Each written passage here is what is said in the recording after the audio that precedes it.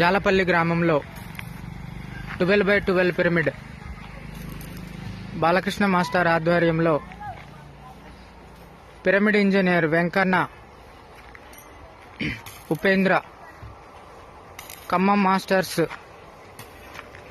అద్భుతంగా pyramid structure తయారు చేస్తున్నారు. మరి శనివారం రోజు జాలపల్లి, దొలిమిట్ట మండలం, సిద్దిపేట జిల్లా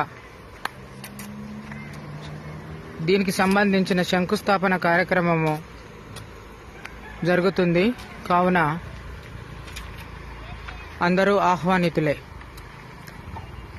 thank you masters. Thank you.